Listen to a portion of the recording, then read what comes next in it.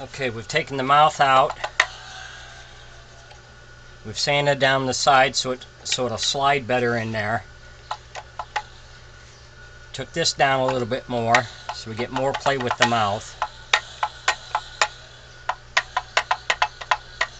So now I think we got the mouth set pretty good where we want it. I put the spring in there to make sure it doesn't catch on anything. So now we're ready for the next step. Just put some glue in here to keep this from moving.